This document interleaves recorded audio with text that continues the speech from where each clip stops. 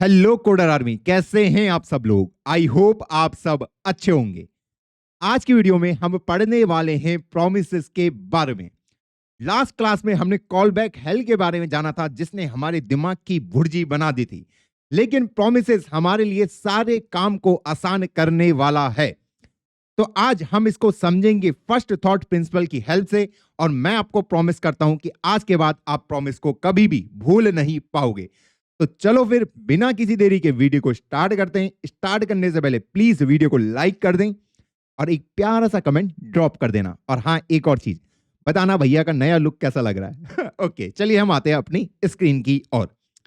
तो यहां पे अगर हम पढ़े इसकी डेफिनेशन को, the promise object represent the eventual completion और failure of an asynchronous operation and its resulting value.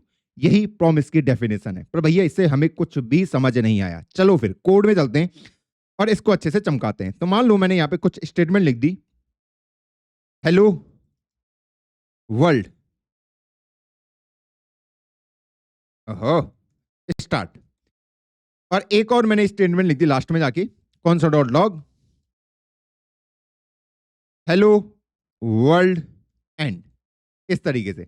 Okay, ये वर्ल्ड की स्पेलिंग यहां पे गलत हो चुकी है। कोई नहीं, भैया की अंग्रेजी थोड़ी कमजोर है।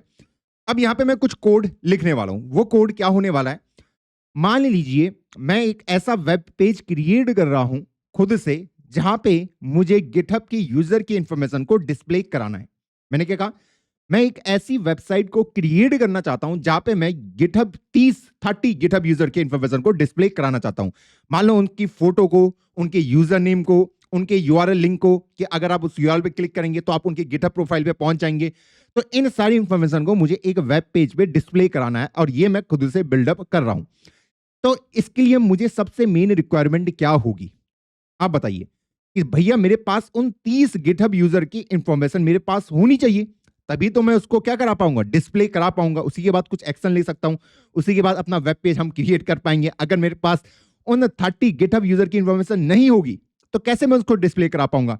तो मुझे एक उनकी फोटो को दिखाना है, उनका जो यूजर नेम है, हाँ, और एक उनका लिंक, कि भैया अगर आप उस लिंक पे क्लिक करोगे तो आप कहां पहुंच जाओगे, उनके एक्चुअल गिटहब प्रोफाइल के ऊपर।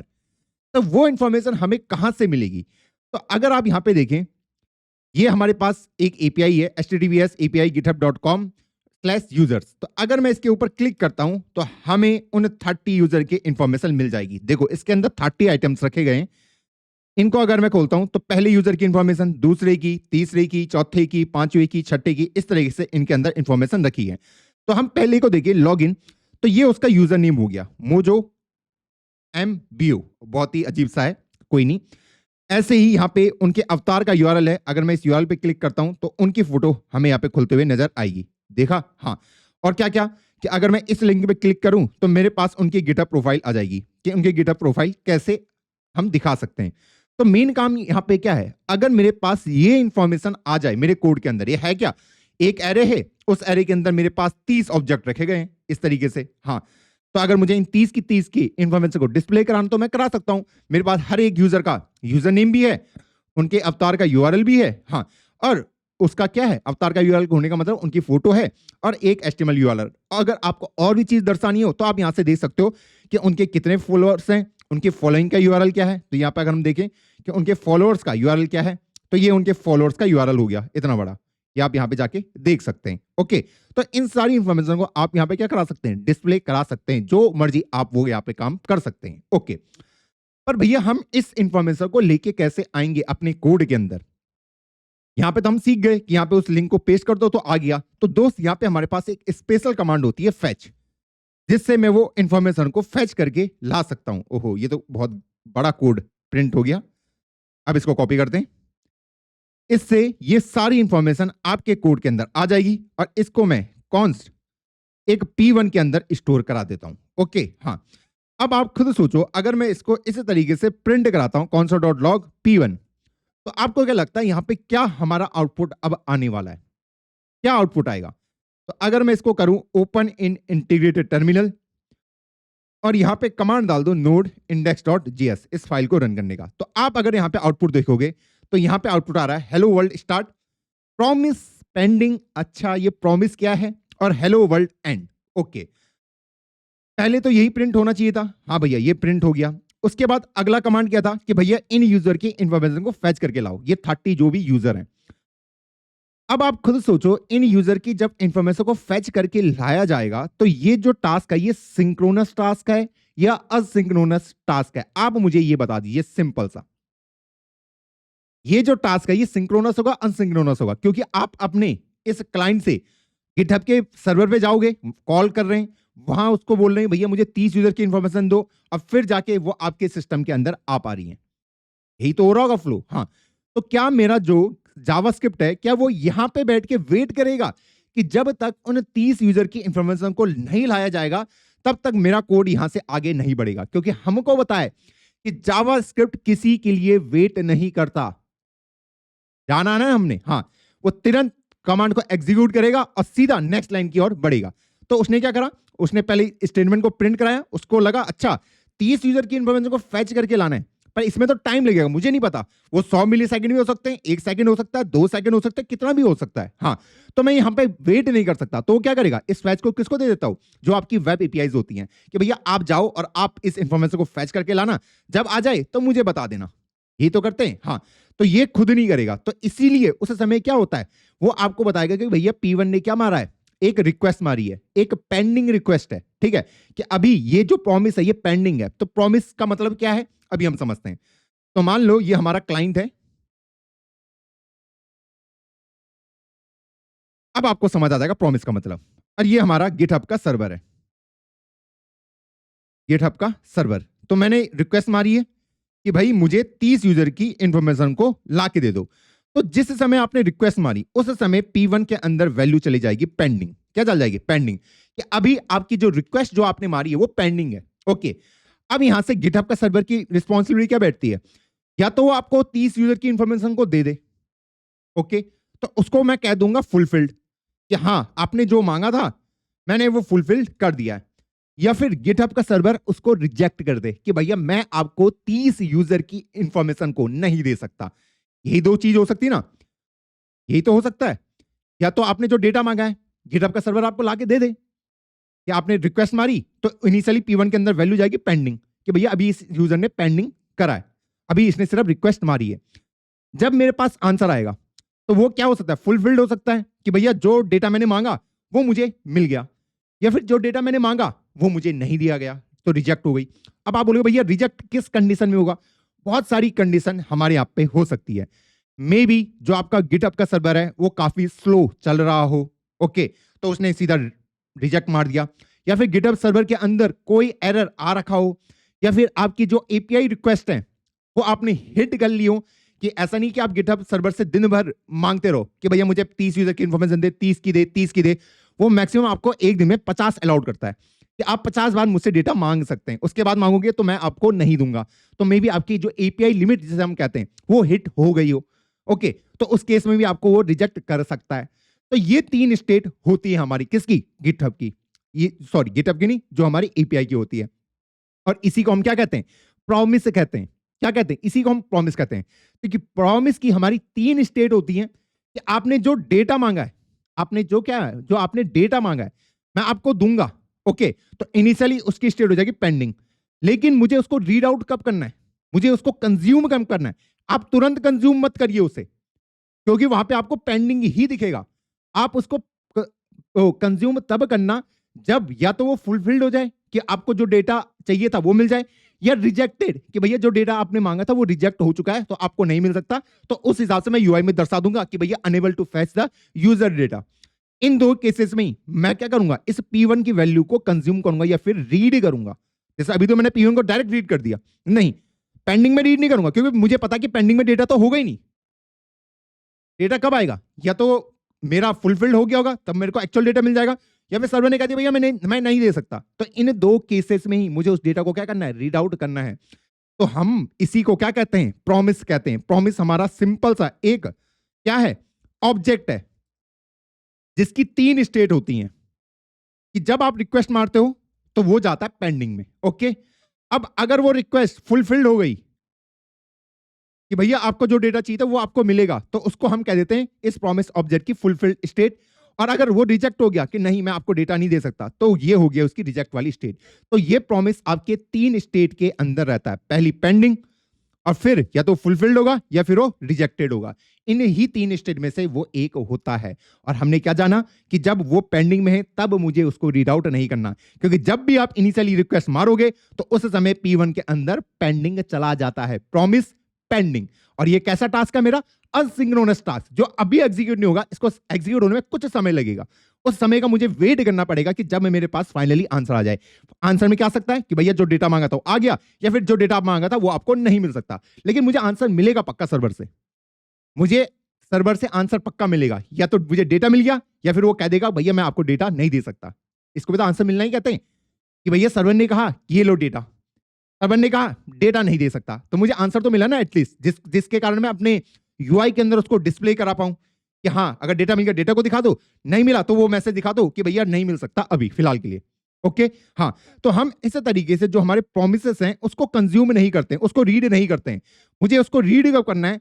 या तो वो फुलफिल्ड हो गया हो या फिर वो रिजेक्ट हो गया हो। इन ही 2 स्टेट में मुझे P1 को रीड करना है, डायरेक्ट रीड नहीं करना। तो उसको रीड करने का तरीका यह है, कंज्यूम करने का तरीका यह है कि P1 डॉट देन, जब P1 के अंदर कोई वैल्यू आ जाए, चाहे वो रिजेक्टेड की हो चाहे फुलफिल्ड की हो, उसके बाद मैं उसको रीड करूंगा। तो यहां पे हम कॉल बैक फंक्शन लेते हैं और यहां पे मैं उसको डिस्प्ले करा सकता हूं। तो मान लो ये P1 कि जब फुलफिल्ड हो गया या रिजेक्ट हो गया जो भी है, उसका जो भी डेटा है उसको मैं यहां पे डिस्प्ले करा दूंगा, या फिर इसको हम रिस्पॉन्स भी बोल सकते हैं, डेटा की जगह में रिस्पॉन्स। console.log रिस्पॉन्स को मैंने प्रिंट करा दिया। ये है तरीका। आप डायरेक्ट P1 को प्रिंट मत कराना, गड़बड़ हो जाएगी, क्योंकि उस टाइम पे वो पेंडिंग में, उस टाइम तो वैसे भी उसके अंदर कोई डेटा प्रेजेंट नहीं होगा। तो अगर मैं अब इसको रन करता हूं तो आप देखोगे आपके पास आंसर आ चुका है। पहले आपका प्रिंट हुआ हेलो वर्ल्ड स्टार्ट, जो कि होना चाहिए था। फिर अगला क्या हुआ? P1 ने रिक्वेस्ट मारी, तो इनिशियली P1 क्या होगा? पेंडिंग स्टेट में होगा। हाँ, तो ये तो चलेगा नहीं उस समय। हाँ, ये कब चलेगा? जब तक P1 के अंदर फुलफिल्ड या रिजेक्ट ना हो जाए। और लास्ट में उसने क्या प्रिंट कर दिया? Hello world and. तो आपका हेलो वर्ल्ड एंड आपको स्क्रीन पे दिख गया। तो मान लो जैसे ही मेरी एपीआई जो रिक्वेस्ट मारी थी वो फुलफिल हो गई, जो आंसर था वो आ गया, तो उसके बाद उसने आपको ये आंसर दे दिया कि रिस्पॉन्स में स्टेटस को 200। इससे हमें ये पता चलता है कि जो आपने मांगा था वो मैंने आपको दे दिया है। और उसके बाद यहाँ पे स्टेटस टेक्स्ट ओके, और यहाँ पे आप बाकी उसकी टाइमिंग वगैरह देख सकते हैं, और यूआरएल का लिंक आप देख सकते हैं आपने किसको कॉल किया था। लेकिन भैया मेरा डेटा कहां प्रेजेंट है? जो मैंने मांगा था ये वाला, ये कहां पे प्रेजेंट है? ये कहां पे प्रेजेंट है दोस्तों? वो इस बॉडी के अंदर प्रेजेंट है, रीडेबल स्ट्रीम, इसके अंदर वो प्रेजेंट है जो डेटा भैया, पर वो मुझे दिख नहीं रहा क्योंकि अभी ये इस फॉर्मेट के अंदर प्रेजेंट है, जो कि है बाइट के फॉर्म में। ये अभी जो डेटा आपके पास आया, ये देखो रीडेबल स्ट्रीम। हाँ, अभी जो डेटा आपने मंगाया यहाँ पे तो भाई ब्राउजर ने सारा सॉल्व कर दिया आपके लिए। ओके, ब्राउजर के पास भी वैसे ही आया होगा, लेकिन ब्राउजर ने आपको सब कुछ सॉल्व करके ऐसे करके दिखा दिया। लेकिन एक्चुअल में जब आप डेटा को मंगाते हो तो वो आपके बाइट्स के फॉर्म में आता है, बाइट्स के फॉर्म में। ओके, तो इस बाइट्स के फॉर्म को मुझे कन्वर्ट करना पड़ेगा किसके अंदर? जावास्क्रिप्ट ऑब्जेक्ट के अंदर। जैसे यहां पे हम कर रहे थे कि भैया मुझे इसको जावास्क्रिप्ट ऑब्जेक्ट के अंदर कन्वर्ट करना पड़ेगा, उसके बाद ही मैं उसको रीड आउट करूंगा। ओके, तो उसको मैं कन्वर्ट कैसे कर सकता हूं? तो दोस्तों अगर आपको उसको कन्वर्ट करना है तो आपको यहां पे लिखना पड़ता है response.json, इस तरीके से कि भैया जो भी डेटा है उसको जावास्क्रिप्ट ऑब्जेक्ट के अंदर कन्वर्ट कर दो। तो जैसे ही मैं इसको अब रन करूंगा, तो अब आप देखोगे कि भैया यहां पे तो ये फिर से वही मैसेज आ गया, प्रॉमिस पेंडिंग। ये ऐसा क्यों आ रहा है? अब तो मैंने कोई रिक्वेस्ट वगैरह नहीं मारी है। ये response.json में जब मैंने कन्वर्ट किया तो इसने प्रॉमिस पेंडिंग क्यों मुझे आंसर दिया? दोस्तों जो ये वाला टास्क होता है आपका response.json, ये भी आपका असिंक्रोनस टास्क होता है। इसमें काफी ज्यादा आपकी कैलकुलेशन होती है। आप देखोगे कई जगह कि जब आप इंक्रिप्शन डिक्रिप्शन इस टाइप के टास्क को परफॉर्म करोगे, बहुत हैवीली करोगे, या फिर हैशिंग वगैरह लगाओगे आप 15-20 बार, तो ये हमारे असिंक्रोनस टास्क बन जाते हैं जो एकदम एग्जीक्यूट नहीं होंगे, जिनको एग्जीक्यूट होने में समय लगेगा। जैसे मैं अगर आपको बोलूं कि आपको 1 से लेके 1 ट्रिलियन तक सम करना है, तो वो टास्क भी हमारा क्या हो सकता है? या तो मैन्युअली करूं, या फिर वो हम असिंक्रोनस करके वेब एपीआई को दे दे, भैया आप इस सम को कर दो, जब आ जाए तब मुझे बता देना। तो ये जो response.json होता है ना, ये आपका असिंक्रोनस टास्क होता है दोस्त। ये एकदम से क्या नहीं होता, एग्जीक्यूट नहीं होता। और ये भी आपको क्या रिटर्न करके देता है, ये देख लो कि आप response.json को जब पढ़ने की कोशिश कर रहे हो तो उसने कह दिया भैया ये मैं आपको एक प्रॉमिस रिटर्न करके दूंगा। प्रॉमिस कह रहा है कि मैं आपको एक वादा करता हूं कि फ्यूचर में मैं आपको या तो फुलफिल होके बताऊंगा या रिजेक्ट होके बताऊंगा, लेकिन जब ये दोनों स्टेट आ जाएं तभी आप मुझे रीड आउट करना, उससे पहले पेंडिंग में रीड आउट करने की जरूरत नहीं है। तो इसको हम थोड़ा बेटर क्या कर सकते हैं, यहां पे मैं क्या कर सकता हूं कि रिटर्न करा दूंगा जो भी मेरा रिस्पॉन्स डॉट जेसॉन होगा, इसको मैंने रिटर्न करा दिया और उसको मैंने किसके अंदर रख दिया, कॉन्स्ट P2 के अंदर, कि इस फंक्शन ने जो भी मुझे रिटर्न करके दिया है, जो भी प्रॉमिस, उसको मैंने P2 के अंदर डाल दिया। मैं आपको दिखा भी देता हूं, console.log, उसके अंदर भी आपका वही आने वाला है। अगर हम इसको रन करते हैं तो आप देखोगे hello world start, promise pending, hello world and. तो आपका प्रॉमिस अभी भी आपको नजर आ रहा है, लेकिन हमें जाना था कि हम प्रॉमिस को रीड आउट कब करते हैं, पेंडिंग स्टेट में उसको रीड आउट नहीं करना, कब, या तो वो रिजेक्ट हो जाए या फुलफिल हो जाए। तो उसको रीड आउट करने की तरीका क्या है कि अब हम उसको रीड आउट करेंगे P2 डॉट देन, कि भैया P2 के अंदर अगर वो फुलफिल हो जाए, रिजेक्ट हो जाए, तब मुझे उसको रीड आउट करना है। तो यहां पे मैं लिख देता हूं रिस्पॉन्स, नाम तो आप कुछ भी दे सकते हैं। और हाँ, आप बोलो भैया रिस्पॉन्स के अंदर डेटा कौन डालेगा, ये P1 डॉट देन डालेगा, कि जो भी P1 के अंदर डेटा आया है उसको रिस्पॉन्स के अंदर डाल दो, जो भी P2 के अंदर जो डेटा है उसको रिस्पॉन्स के अंदर डाल दो। अब मैं उसको रीड आउट कर सकता हूं, कौन सा डॉट लॉग रिस्पॉन्स। तो अगर अब आप इसको चेकआउट करोगे और इसको अगर आप रन करते हो तो आप देखो hello world start, hello world and, और आपके पास जो डेटा आपको चाहिए था 29 यूजर का वो हमारे पास अब आ चुका है। ये देख लीजिए कि पहला एक एरे के फॉर्म में है, लॉग इन मोजो एम्बो, उसकी आईडी, सारी इंफॉर्मेशन अब मेरे पास आ चुकी है। दोस्तों इतना ही आसान है इसको बनाना, इतना ही आसान है। ओके, अब आप बोलोगे भैया यार ये जो तरीका है ये दिखने में तो मजा आ रहा है। ओके, कि सबसे पहले हमने फैच ऑपरेशन किया, हाँ ये मुझे एक प्रॉमिस रिटर्न करके देगा, इनिशियली वो पेंडिंग में होगा, हाँ मैं उसको रीड आउट कब करूंगा, जब P1 क्या हो जाए, ये रिजेक्टेड हो जाए या फुलफिल्ड हो जाए। ओके, तो जब वो हो गया तो उसको रीड आउट करने का तरीका ये है, console.log P1 मत कर देना क्योंकि आप पेंडिंग स्टेट को रीड कर रहे होगे। मैं उसको रीड कब करूंगा, जब वो फुलफिल हो जाए या रिजेक्ट हो जाए। तो P1 डॉट देन, जब उसके अंदर एक्चुअल में डेटा आ जाए, रिजेक्शन का आए या किसी का भी आए, तब मैं उसको रीड करूंगा और वहां पे जो भी डेटा रखा है उसको मैंने लिया। हाँ, तो वो जो डेटा आता है उस टाइम पे वो मेरे पास एक सिंपल सा एक बाइट स्ट्रीमेबल होता है, जो कि जहां पे मैं सिर्फ बाइट को बैठ के रीड कर रहा हूँ। तो उसको अगर मुझे कन्वर्ट करना है जावास्क्रिप्ट ऑब्जेक्ट के अंदर, जो मेरे लिए फैमिलियर है, जैसा अभी हमने यहाँ पे देखा, ये जावास्क्रिप्ट ऑब्जेक्ट को तो समझता हूं मैं, हाँ, तो उसके लिए अगर मुझे उसको कन्वर्ट करना है तो मुझे उसको लिखना पड़ेगा response.json। इसका आप प्रयोग बहुत ज्यादा आप करोगे दोस्त, इस वाले का। तो response.json करके क्या होगा कि वो जावास्क्रिप्ट के ऑब्जेक्ट के अंदर कन्वर्ट होगा। तो कन्वर्ट होने में वो हमारा एक असिंक्रोनस टास्क है, ये भी हमारा क्या है, असिंक्रोनस टास्क है, वो एकदम से एग्जीक्यूट होगा क्योंकि हैवी कैलकुलेशन है। तो वो क्या करेगा भैया, ये आपको एक प्रॉमिस क्रिएट करके देगा। प्रॉमिस क्रिएट करने का मतलब कि इनिशियली मैं पेंडिंग स्टेट में हूं, हाँ, लेकिन मैं आपको वादा करता हूं कि मैं आपको आंसर पक्का दूंगा, या तो मैं उसको कन्वर्ट कर दूंगा या मैं उसको कन्वर्ट नहीं कर पाऊंगा। ओके, तो P2 को फिर मैंने रीड किया, P2 dot then. Okay, P2 क्या है हमारा, प्रॉमिस ही तो है, जो इसने रिटर्न करके दिया वो P2 के अंदर गया। तो P2 को प्रॉमिस को रीड करने का तरीका क्या, P2 डॉट देन, जो भी इसके अंदर का डेटा है रिस्पॉन्स के अंदर, उसके बाद फाइनली मैंने उसको प्रिंट करा दिया। ये तो एक तरीका है इसको लिखने का। अब देखो एक्चुअल में हम इतना बड़ा तरीका इस्तेमाल नहीं करते, इतना बड़ा, ठीक है। प्रॉमिस की हम यहाँ पे चेनिंग बना सकते हैं, क्या बना सकते हैं, चेनिंग बना सकते हैं। तो हम इसको ना बेटर तरीके से इस तरीके से कुछ ऐसा लिखते हैं कि सबसे पहले मैंने फैच ऑपरेशन करा, सेम, ओके, हाँ, उसके बाद मैंने कहा मुझे पता है ये मुझे कुछ रिटर्न करके देने वाला है। ओके, एक प्रॉमिस रिटर्न करके देगा कि जो भी डेटा आप लेके आओगे, जो भी डेटा ये लेके आएगा, ठीक है, जब वो आ जाए, फुलफिल हो रिजेक्टेड हो, उसके बाद आप इसको कॉल करना। तो मैंने इसको रिस्पॉन्स को यहां पे लिख दिया, ऐसे तो कर रहे थे, हाँ। तो उसके बाद मैं यहां पे क्या कर रहा था, रिटर्न रिस्पॉन्स डॉट जेसॉन, इस तरीके से मैं कर रहा था कि उसको मैं रिटर्न करवा दे रहा था। जैसे अगर मैं यहां पे इसको लिखूं, अगर आप यहां पे देखोगे मैंने यहां पे P1 को यहां पे लिखा था, तो P1 की जगह मैं पूरा यहीं पे लिख देता, ये यहीं पे लिख देता, तो dot then response return response dot JSON, यही तो आता सेम। अगर मैं इसको यहां पे लिख देता तो बात तो सेम ही होती ना, हाँ। आप ये डॉट देन को नेक्स्ट लाइन पे भी लिख सकते हो और यहां पे भी लिख सकते हो, कोई दिक्कत नहीं है। ओके, हाँ, उसका मतलब ये है कि पहले आप इन्फॉर्मेशन को फैच करके लाओ, जब वो इन्फॉर्मेशन फैच होके आ जाएगी, फुलफिल हो रिजेक्टेड हो, उसके बाद मुझे इस कोड को रन करना है। तो डॉट देन जो भी डेटा आपके पास आया उसको हम इसके अंदर डालेंगे और हमने ये रिटर्न करा दिया। इवन उसके बाद अगला काम क्या होगा कि भैया जो डेटा आपने रिटर्न कराया है उसको मैं क्या कर सकता हूं, उसके बाद डॉट देन करके मैं उसको डिस्प्ले करा सकता हूं। तो रिस्पॉन्स लिख देता हूं या फिर इसको डेटा नाम दे देते हैं, वो ज्यादा सही रहेगा। console डॉट लॉग डेटा, इस तरीके से।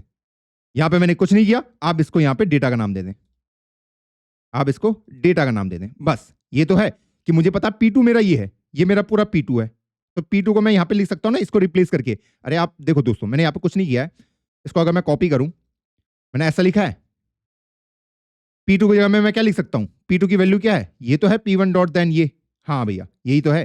तो P2 को हटा दिया, ये मैंने लिख दिया यहां पे, ये लीजिए, ये तो करना था, हाँ भैया ये कर दिया। उसके बाद P1 को रिप्लेस किससे कर दिया, P1 की वैल्यू ये रही मेरे पास, P1 की वैल्यू ये रही मेरे पास, ये लीजिए, इस फॉर्म में मैंने लिख दिया। बात तो वही हुई, नीचे वाला तो काम है। हाँ, तो इसको हम कह देते हैं प्रॉमिस चेनिंग। क्या कह देते हैं, प्रॉमिस चेनिंग हम इसको कह देते हैं। नीचे वाला ऊपर वाला बिल्कुल सेम है, बिल्कुल सेम है। तो हमने इसको यहाँ पे क्या बोल दिया, प्रॉमिस चेनिंग, कि सबसे पहले इस इन्फॉर्मेशन को फैच करके लाओ, जैसे ही वो आ जाए उसके बाद आपको नेक्स्ट एक्शन ये लेना है, उसके बाद ही नीचे वाला एग्जीक्यूट होगा, उससे पहले नहीं होगा। जब फुलफिल हो रिजेक्ट हो, उसके बाद ये चलेगा। तो यहां से जो भी इंफॉर्मेशन है वो रिस्पॉन्स के अंदर गई और आपने उसको जेसॉन फॉर्मेट के अंदर कन्वर्ट करा, मतलब जावास्क्रिप्ट ऑब्जेक्ट में कन्वर्ट करा। उसके बाद जब वो कन्वर्ट हो गया, ओके, असिंक्रोनस टास्क था, तो उसके बाद हमने बोला इसको कॉल करना है। तो इसको हम प्रॉमिस चेनिंग भी कहते हैं दोस्तों। क्या कहते हैं, प्रॉमिस चेनिंग। और लास्ट में मैंने यूजर की इंफॉर्मेशन को यहां पे क्या करा दिया, डिस्प्ले करा दिया बड़े आसान तरीके से, कि console.log डेटा। तो अगर मैं इसको रन करने की कोशिश करता हूं, अरे भाई परेशान मत क्या करो यार गरीब आदमी को, तो आप देख सकते हो यहां पे मेरे पास सारी इंफॉर्मेशन आ चुकी है। अब आप यहां पे क्या काम कर सकते हैं, मान लीजिए मुझे अगर एक छोटी सी इंफॉर्मेशन को अगर डिस्प्ले भी कराना हो, आप बोलो भैया यार एक यूआई भी बना देते तो मजा ही आ जाता, तो लो फिर तुम्हारे लिए एक यूआई भी बना देता हूं, div id फर्स्ट, ओके। और एक स्क्रिप्ट ले लेता हूं, मुझे पता है अभी आपके माइंड में डाउट क्या होगा, तो घबराने की जरूरत नहीं है।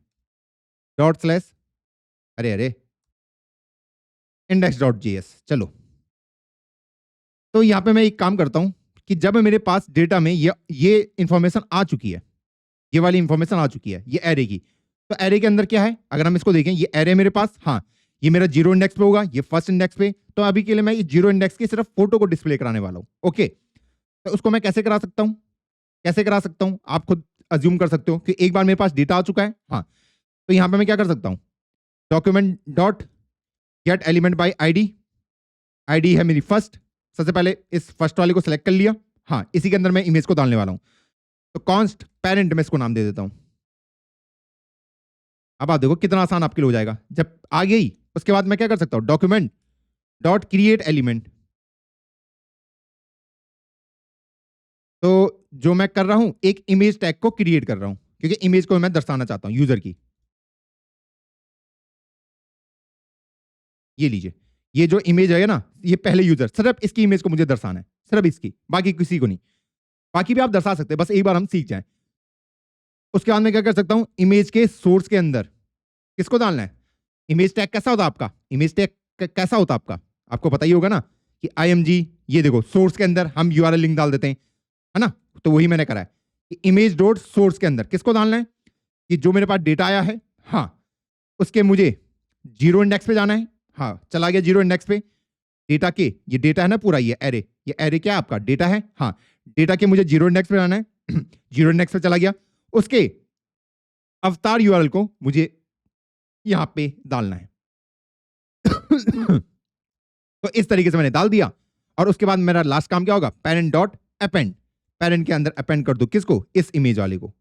बस कि पेरेंट के अंदर क्या कर दो, एज अ चाइल्ड उसको अपेंड कर दो किसको, इस इमेज वाले को। हमारा काम कंप्लीट हो गया। तो अब अगर मैं इसको ओपन करता हूं, इसको क्लोज ही कर देते हैं, आप देखोगे जैसे मैं ओपन विद लाइव सर्वर करूंगा, हमारे पेज खुला index.html, और वहां पे उस यूजर की इंफॉर्मेशन हमारे पास आ गई। तो ऐसे ही होता है। अब आप चाहो तो 20 के 20 या 30 के 30 यूजर की फोटो को डिस्प्ले करा सकते हो। यहां पे क्या ही करना है, मुझे एक फॉर लूप ही तो घुमाना है बस। यहां पे मुझे करना क्या है, यहां पे मुझे सिंपल एक फॉर लूप ही तो घुमाना है, उसके अलावा आपको कुछ करना है क्या, सोचिए खुद से। हाँ, कि अगर मैं यहां पे एक फॉर लूप घुमा दूं, चलो मैं इसको अगर एक ऐसे कर दूं, इमेज डॉट हाइट, 30 पिक्सल या 40 pixel. Okay okay okay okay. Style, style के अंदर रहता हूं dot height, image dot style dot width, उसको भी 40 पिक्सल कर देते हैं। ये लो, ये पहले यूजर की इंफॉर्मेशन हमने डिस्प्ले करा दी। अब ऐसी मुझे बाकियों को करानी तो क्या ही करना पड़ेगा मुझे, for let i equal to 0 से आई लेस देन कितना, 30 यूजर की इंफॉर्मेशन थी मेरे पास। हाँ, या फिर मैं डेटा डॉट लेंथ का भी प्रयोग कर सकता हूं, आई प्लस प्लस। यही काम तो 30 बार करना है मुझे। हाँ, और यहां पे आई डाल दो आप। तरह मैं फोटो को डिस्प्ले करा रहा हूं, ये लो। क्या इसमें रॉकेट साइंस तुम्हें नजर आ गई? ये लो, ऐसी तो कमाल होता है कि एक बार मेरे पास डेटा आ गया, उसको मैं डिस्प्ले करा सकता हूं। मैंने 30 के 30 जो लोग थे उनकी फोटो को डिस्प्ले करा दिया। ये लो, अब तुम्हें आप बाकी इंफॉर्मेशन को डिस्प्ले कराना वो भी आप करा सकते हैं। इतना ही आसान है। ये देखो, जो 30 के 30 गिटहब यूजर थे उनकी प्रोफाइल 1 2 3 4 5 6 7 8 9 18 27 28 29 30 इस तरीके से आपने डिस्प्ले भी करा दिया। ये लीजिए, प्रोविजन ने आपका सारा काम आसान कर दिया। यही है इसका कमाल। अब यहां पे सवाल क्या आता है, अब मैं उसकी बात करता हूं। ये तो आपको समझ आ गया ना, हाँ 30 बार लूप घुमाना था।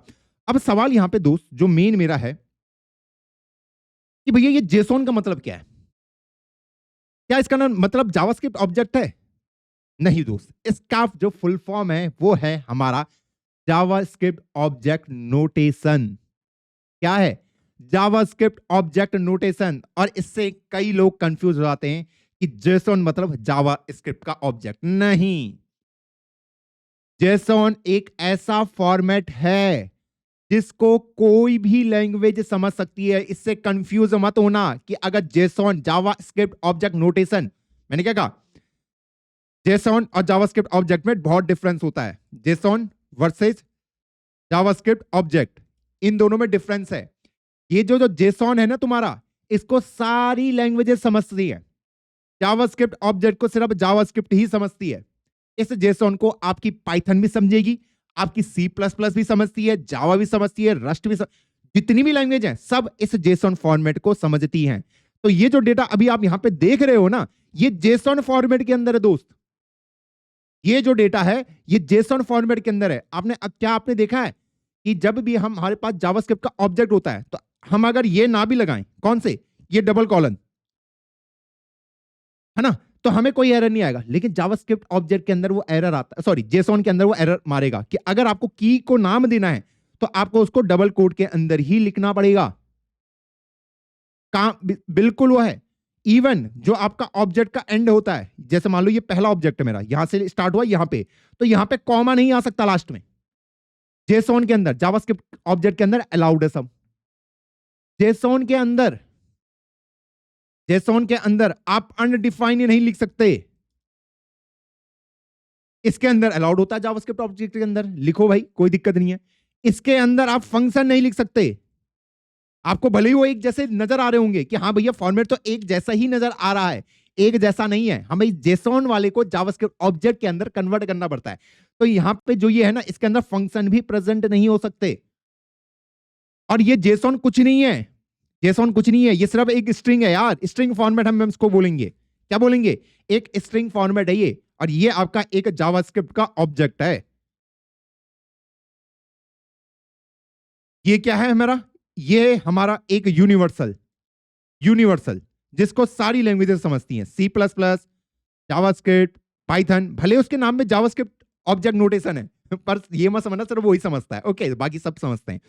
आपकी जावा, ऐसी हर एक लैंग्वेज इसको समझती है। किसको, जेसॉन को। जावास्क्रिप्ट ऑब्जेक्ट को नहीं समझेगी, क्योंकि अगर आप जावास्क्रिप्ट के इस ऑब्जेक्ट को किसी और को दे दो, मैं सी प्लस दे दूं, वो अनडिफाइंड का मीनिंग समझ ही नहीं पाएगा कि क्या है इसका मतलब। ओके, तो इस बात को हमें ध्यान रखना है। अब आप बोलोगे भैया जेसॉन की रिक्वायरमेंट क्यों पड़ी, क्यों पड़ी, एक ऐसा फॉर्मेट की रिक्वायरमेंट हमें क्यों पड़ी? जेसॉन कुछ नहीं है, आपका डेटा ही है कि मैं डेटा को एक से दूसरे में ट्रांसफर कैसे कर सकता हूं। दोस्तों यहां पे क्या होता है कि चलो मैंने मान लिया कि भैया मेरे क्लाइंट साइड में मैं जावास्क्रिप्ट इस्तेमाल कर रहा हूं और बैकएंड में तो मैं कुछ भी इस्तेमाल कर सकता हूं, सी प्लस प्लस कर सकता हूं, पाइथन कर सकता हूं, मैं अपनी रस्ट कर सकता हूं, ऐसी आपके जावा हो सकती है। हाँ, तो मान लो मुझे कोई डेटा भेजना है जावा, या इन दोनों को बातचीत करनी है, आपस में डेटा को आदान प्रदान करना है, तो एक कॉमन फॉर्मेट तो होना चाहिए ना, एक कॉमन फॉर्मेट तो होना चाहिए ना, कि जिससे हम दोनों बातचीत कर पाए। मुझे अगर इसको मान लो कुछ यूजर की इन्फॉर्मेशन को सेंड करना है, या फिर मुझे बैकएंड से किसी यूजर की इन्फॉर्मेशन को फेच करना है। अब सी प्लस प्लस कह रहा है मैं अपना फॉर्मेट इस्तेमाल करूंगा, पाइथन कह रहा है मैं अपना फॉर्मेट इस्तेमाल करूंगा। अगर पाइथन अपना खुद का फॉर्मेट इस्तेमाल करेगा तो जावास्क्रिप्ट तो समझ ही नहीं पाएगा। या फिर जावास्क्रिप्ट कह रहा है कि मैं तुम्हें जावास्क्रिप्ट के ऑब्जेक्ट में उस यूजर की सारी इंफॉर्मेशन को रैप अप करके तुम्हें दे दूंगा, अब तुम्हें समझना है। अरे उसको समझ ही नहीं आएगा। क्या बाकी लैंग्वेजेस जावास्क्रिप्ट ऑब्जेक्ट को समझ सकती है? नहीं। इसीलिए हमने एक कॉमन यूनिवर्सल फॉर्मेट बनाया जिसको हर एक लैंग्वेज आपकी समझ जाती है। अब वो फॉर्मेट दिखता कैसे, उसकी हम बात करते हैं। मैंने कहा ये एक कॉमन फॉर्मेट, सबने एग्री किया है कि इस फॉर्मेट को सारी लैंग्वेजेस समझ सकती हैं। हमने एक ऐसा कॉमन फॉर्मेट क्रिएट करा, ये जो जेसॉन है। ओके, ये एक ऐसा फॉर्मेट है जिसको हर एक लैंग्वेज समझ सकती है। अगर मुझे किसी यूजर की डिटेल को भेजना है तो हर एक लैंग्वेज अपने हिसाब से भेज सकती है। तो अगर मैं एज अ जावास्क्रिप्ट डेवलपर इस ऑब्जेक्ट को बाकी लैंग्वेज को भेज दूं, ऐसे नेम रोहित, क्या सी प्लस प्लस इसको समझ पाएगा? पहले वो बोलेगा अरे कॉन्स का मतलब क्या है, ये इसका मतलब क्या है, फिर एज, उसमें मान लो ये फॉर्मेट ही वो नहीं करता, या फिर ए इक्वल टू अनडिफाइंड, उनको पता ही नहीं अनडिफाइंड का मतलब क्या है। किसको? बाकी लैंग्वेजेस को। अगर मैंने जावास्क्रिप्ट ऑब्जेक्ट में भेज दिया उसको समझ ही नहीं आएगा अनडिफाइंड का मतलब क्या है। इसलिए हमने एक कॉमन फॉर्मेट लेके आया जिसको हम कहते हैं जेसॉन फॉर्मेट, जिसको हर एक लैंग्वेज समझती है। तो अगर दो अलग अलग लैंग्वेजेस को आपस में बात करना है, बात करने का मतलब डेटा का ट्रांसफर करना है। बात करने का मतलब क्या होता है? बात करने का मतलब क्या होता है कि मैंने कुछ बोला आपको समझ आ गया, आपने कुछ बोला मुझे समझ आ गया, तो वो समझने का मीनिंग ही हमारा क्या है, ये जो जेसॉन फॉर्मेट है वो है। अब ये दिखता कैसे उसकी हम बात करते हैं। इसको मैं कमेंट डाउन कर देता हूं और इसको भी कमेंट डाउन कर देते हैं दोस्तों।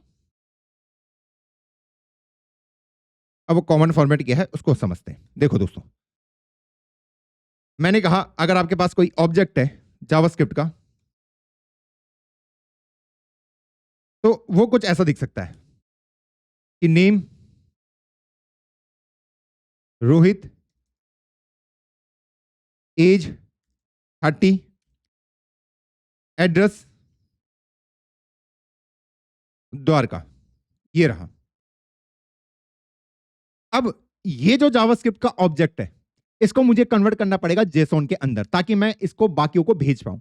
बाकी अगर किसी लैंग्वेज को इसको समझना हो तो मैं इस जावास्क्रिप्ट ऑब्जेक्ट को जेसॉन में कैसे कन्वर्ट कर पाऊंगा? कन्वर्ट टू जेसॉन कैसे कन्वर्ट कर सकते हैं? तो आपको कुछ नहीं करना, आपको यहां पे लिखना जेसॉन डॉट स्ट्रिंगीफाई और इस J1 को आप पास कर देना। अब जो आपके पास आंसर आएगा जेसॉन फॉर्मेट, मैं इसको लिख देता हूं। ओके, हाँ, कौन सा डॉट लॉग कराऊंगा तो आपको दिख जाएगा इसका कन्वर्जन। इस तरीके से मैं जावास्क्रिप्ट के ऑब्जेक्ट को जेसॉन में कन्वर्ट कर सकता हूं। जेसॉन डॉट स्ट्रिंगीफाई, इस ऑब्जेक्ट को पास आउट कर देना। तो अगर मैं इसे ओपन इंटीग्रेटेड टर्मिनल करूं, इसको हम अगर रन करने की कोशिश करते हैं तो आप देखोगे ये हमारा जेसॉन में कन्वर्ट हो चुका है। जेसॉन फॉर्मेट मैंने आपको बोला था, वहां पे हर कोई किसके अंदर होता है? डबल कोटेशन के अंदर होगा, कि की हमेशा डबल कोटेशन, ये भी। फिर रोहित की हमेशा डबल कोटेशन के अंदर, नंबर को वैसे ही छोड़ा जाएगा, की हमेशा डबल कोटेशन के अंदर आपके पास प्रेजेंट होगी। और अगर आपने गौर किया होगा मैंने यहाँ पे कॉमा लिखा था, जेसन ने उस कॉमा को भी हटा दिया है। वो लास्ट में कॉमा को नहीं आने देता, जो लास्ट वाला ट्राइलिंग कॉमा होता है। ओके, और एक्चुअल में ये कैसा दिखता है मैं आपको वो भी दिखा देता हूं। अगर मैं यहां पे लिख दूं सी अनडिफाइंड, तो आप देखना वो अनडिफाइंड को सीधा ही इग्नोर मार देगा, क्योंकि उसके उसमें अनडिफाइंड कुछ एग्जिस्ट ही नहीं करता। तो अगर आप उसको जावास्क्रिप्ट का ऑब्जेक्ट देते हो, उसको जेसॉन में कन्वर्ट करोगे तो जेसॉन के अंदर कुछ भी अनडिफाइंड नाम का कुछ भी एग्जिस्ट नहीं करता, तो सीधा उसको इग्नोर मार देगा। ओके, ताकि भाई बाकी लैंग्वेज समझ पाए, बाकी लैंग्वेज को नहीं पता अनडिफाइंड वगैरह का मतलब क्या होता है। ओके, ये तो हम इसका समझ गए। अब मेरे पास हम जेसॉन को कैसे बनाएंगे, जेसॉन कैसा दिखता है? तो अगर आपको जेसॉन को देखना है तो कॉन्स्ट जेसॉन फॉर्मेट, अगर मुझे उसको क्रिएट करना है, मैंने कहा ये आपकी सिंपल सी एक स्ट्रिंग है। क्या है? स्ट्रिंग, जो कि की वैल्यू पेयर में होगा। नेम रोहित, एज हमेशा डबल कोटेशन में, नंबर को आप सिंपल लिख सकते हैं 30, एड्रेस, एड्रेस हो गया मेरा क्या? द्वारका। तो हमेशा ये इस तरीके से आएगा, यहाँ पे कॉमा नहीं आएगा, एरर आएगा वरना। ओके, हाँ। अब ये अभी आपका, आप ये मत समझ लेना ये बन गया ये जेसन फॉर्मेट, नहीं, ये स्ट्रिंग होता है। और स्ट्रिंग क्या, और हाँ, यहाँ पे हमेशा डबल कोट ही आएगा, डबल डबल। ओके, सिंगल वाला अलाउड नहीं होगा। ओके, तो इसको स्ट्रिंग में कैसे कन्वर्ट होगा? ये तो भैया अभी भी हमें ऑब्जेक्ट ही दिख रहा है। अगर आप एक तरीके से देखो इसको, ये अभी भी तो जावास्क्रिप्ट का ऑब्जेक्ट की नजर आ रहा है, हाँ, क्योंकि भैया उसमें भी मैं की को इस तरीके से लिख सकता हूं। लेकिन दोस्त, ये अब स्ट्रिंग बन चुका है, ये लीजिए, ये है आपका जेसॉन फॉर्मेट एक्चुअल, ये रहा। बहुत लोग बताते नहीं जेसॉन कैसे दिखता है, वो सिर्फ आपका एक स्ट्रिंग है, स्ट्रिंग। ये देख रहे हो, मैंने यहाँ पे लगा दिया, यहाँ पे लगा दिया, सिंगल सिंगल कोट। अब ये क्या बन चुका है? स्ट्रिंग बन चुका है। अब मैं इसको, अगर मुझे इसको जावास्क्रिप्ट के ऑब्जेक्ट के अंदर कन्वर्ट करना हो, जावास्क्रिप्ट ऑब्जेक्ट के अंदर अगर मुझे इसको कन्वर्ट करना हो, तो कॉन्स्ट जेएस ऑब्जेक्ट में अगर मुझे इसको कन्वर्ट करना हो, तो मुझे यहां पे लिखना पड़ता है जेसॉन डॉट पार्स, कि जेसॉन को पार्स करो और उसको जावास्क्रिप्ट के ऑब्जेक्ट में कन्वर्ट कर दो। तो जेसन फॉर्मेट और कौन सा डॉट लॉग जेएस ऑब्जेक्ट, इसको मैं क्लियर कर देता हूं। अब आप देखोगे वो जावास्क्रिप्ट ऑब्जेक्ट के अंदर कन्वर्ट हो जाएगा। ये लीजिए, name Rohit, age 30, address Dwarka, जो भी आपने यहां पे डाला था। अगर आप यहां पे कॉमा डाल दे तो गलती से, तो भैया वो सीधा आपको एरर मार के देगा, नहीं भाई अलाउड ही नहीं है, अलाउड ही नहीं है। तो मैंने आपको जो हमारा डॉक है उसके अंदर मैंने सारी इंफॉर्मेशन आपको रखी हुई है, आप उसको जाके एक बार गो थ्रो कर लेना। तो आपको अब पता चल गया कि जेसॉन को मैं कैसे जावास्क्रिप्ट में कन्वर्ट कर सकता हूं ऑब्जेक्ट के अंदर, और जावास्क्रिप्ट के ऑब्जेक्ट को कैसे मैं जेसॉन के अंदर कन्वर्ट कर सकता हूं। मैं दोनों ही ऑपरेशन कर सकता हूं। तो ये हो गया हमारा जेसन फॉर्मेट जो स्ट्रिंग है। ये सिंपल क्या है? स्ट्रिंग फॉर्मेट है। क्योंकि हमने क्यों इसको स्ट्रिंग फॉर्मेट में कन्वर्ट किया होगा? क्या आपने कभी खुद को सवाल पूछने की कोशिश करी?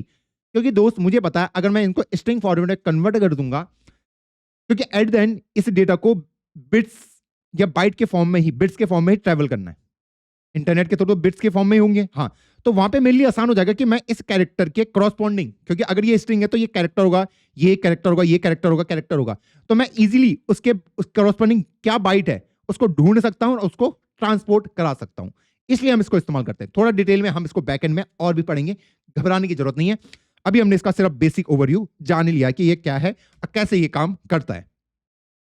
तो अब इसको थोड़ा सा कमेंट डाउन करते हैं। जेसन फॉर्मेट हमें चमक चुका है। अब दोस्तों हम एक इंटरेस्टिंग चीज देखते हैं। हम ऊपर आते हैं अपने कोड में और इसको मैं ये करता हूं। ओके, हाँ। अब देखो यहां पे अगर मैं कुछ करने की कोशिश करता हूं, जैसे मान लो मैंने यहां पे ये कर दिया, एक गलत लिंक मैंने अगर यहां पे डाल दिया, और इसको अगर मैं ओपन विथ लाइव सर्वर करने की कोशिश करता हूं तो मुझे कुछ नहीं दिखेगा। लेकिन जैसे ही वो लिंक सही होगा, मुझे यहां पे डेटा डिस्प्ले होना स्टार्ट हो जाएगा। ये देखो इस तरीके से। ओके, कोई दिक्कत नहीं है। लेकिन आपको यहां पे एक प्रॉब्लम नजर आई कि अगर मैंने कोई गलत यूआरएल डाला है तो यहां पे वो दिखा ही नहीं रहा है, कुछ भी नहीं दिखा रहा है। एटलीस्ट उसे वो यहां पे कुछ तो डिस्प्ले कराना चाहिए। अरे कुछ तो डिस्प्ले कराना चाहिए कि भैया कि आपकी को जो रिसोर्सेस आप मांग रहे हो वो नहीं आ पा रही हैं, कुछ तो दिखाए। या फिर मेरा इंटरनेट ऑफ है, मेरा क्या है, मेरा इंटरनेट ऑफ है, और उसके बाद अगर मैं उसको एक्सेस करने की कोशिश करता हूं, भले ही मैंने एक सही यूआरएल को क्लिक किया, ये अभी दिखा रहा है। ये कैसे दिखा दे रहा है?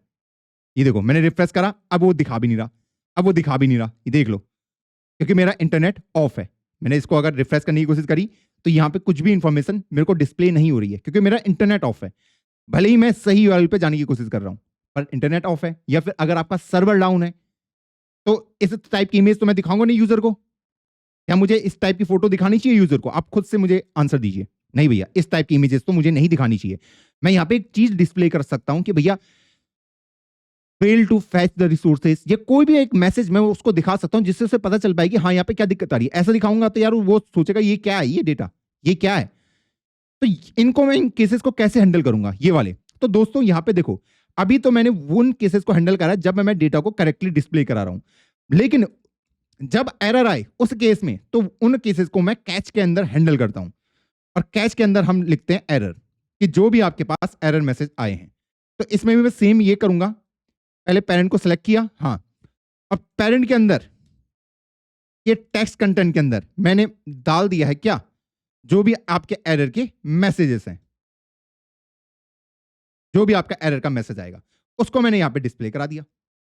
तो अब अगर आप देखोगे फेल्ड टू फैच आपका यहां पे दिख रहा है कि भैया जिन डेटा को मैं फेच करने की कोशिश कर रहा हूं उनको मैं नहीं दर्शा सकता। ये देखो पेरेंट के टेक्स्ट कंटेंट के अंदर मैंने वो डाल दिया। अब ये यूआई पहले से बढ़िया नजर आ रहा है।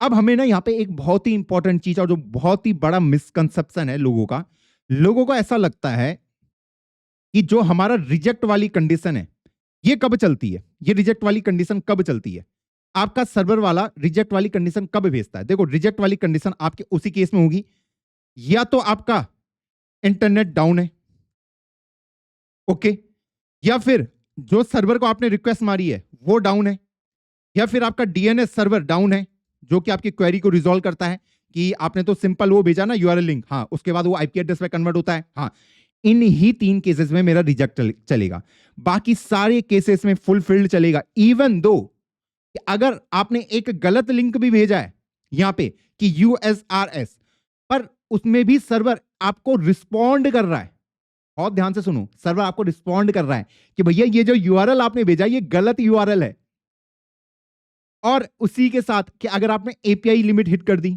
या फिर आपने जिस यूजर की इंफॉर्मेशन को फेच करने की कोशिश करी है वो यूजर हमारे पास प्रेजेंट ही नहीं है, तो इनको ये मत समझ लेना कि ये रिजेक्ट में आ जाएंगे। सर्वर आपको रिस्पॉन्ड जब भी करेगा, सर्वर आपको जब भी रिस्पॉन्ड करेगा, भले ही उसके बाद डेटा ना हो, तो उसको हमेशा फुलफिल्ड की कैटेगरी में डाला जाएगा। इस पॉइंट को लिख लो, उसको किस कैटेगरी में डाला जाएगा, फुलफिल्ड के, क्योंकि जब भी सर्वर रिस्पॉन्ड करेगा उसको फुलफिल्ड की कैटेगरी में डाला जाएगा, क्योंकि सर्वर के पास कोई भी कॉन्सेप्ट नहीं है प्रॉमिस टाइप का, ये सिर्फ जावास्क्रिप्ट के अंदर एग्जिस्ट करता है। ये मेरी जिम्मेदारी एट क्लाइंट साइड बैठती है कि भैया जो आंसर मेरे पास आ रहा है सर्वर से उसको मैं कैसे हैंडल करूं।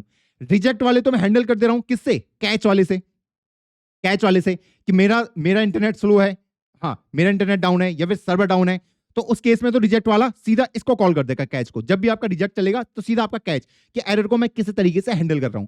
लेकिन उन एरर को हम कैसे हैंडल करेंगे जो डेटा ही प्रेजेंट नहीं है सर्वर में, सर्वर ने आपको रिस्पॉन्ड किया कि भैया यहां पे डेटा प्रेजेंट नहीं है। मैं आपको दिखा भी देता हूं, मैं इसको अगर इंटरनेट को ऑन करूं और यहां पे अगर मैं ये लेके चलता हूं इस लिंक को, तो देखो आप देखोगे वो रिस्पॉन्ड पक्का करेगा, आपको वो रिस्पॉन्ड पक्का करेगा, पर मैसेज यहां पे देखो नॉट फाउंड, रिस्पॉन्ड पक्का किया है। जब प्रेजेंट था तो उसने आपको डेटा दे दिया, जब प्रेजेंट नहीं है तब भी आपका सर्वर आपको रिस्पॉन्ड कर रहा है, और अगर वो रिस्पॉन्ड कर रहा है तो प्रॉमिस को यहां पे फुलफिल्ड माना जाएगा। तो फुलफिल्ड की सिंपल सी डेफिनेशन, सर्वर ने अगर आपको रिप्लाई दिया है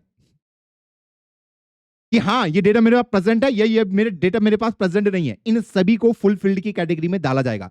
रिजेक्ट की कैटेगरी में कब डाला जाएगा, कि मैं सर्वर से बात ही नहीं कर पाया, मैं सर्वर से बात ही नहीं कर पाया, कि सर्वर डाउन था, सर्वर रिस्पॉन्ड ही नहीं कर रहा कुछ, या फिर मेरा इंटरनेट ही काम नहीं कर रहा है, या फिर डीएनएस जो मेरे यूआरएल को आईपी एड्रेस में कन्वर्ट करता है वो ही उसको रिजॉल्व नहीं कर पाया, तो उस केस में आपका रिजेक्ट ऑटोमेटिकली चल जाएगा। लेकिन बाकी केस में नहीं चलेगा, बाकी केस को आपको खुद से हैंडल करना पड़ेगा, आपको डिफरेंशिएट करना पड़ेगा कि जो रिजल्ट मेरे पास आया है क्या इसके अंदर एक्चुअल डेटा रखा है या नहीं रखा है।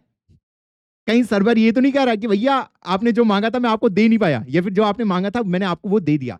तो उसको अगर मुझे पता करना है तो दोस्तों बहुत ही सिंपल है, मैं यहां पे क्या करता हूं, जो अभी हम यहां पे लिख रहे हैं ना, मैं सिंपल हमारे पास यहां पे रहता है रिस्पॉन्स डॉट ओके नाम का, ये अगर आपका ट्रू है डॉट ओके, क्योंकि रिस्पॉन्स भी आपका एक ऑब्जेक्ट ही है, हर चीज का ऑब्जेक्ट है।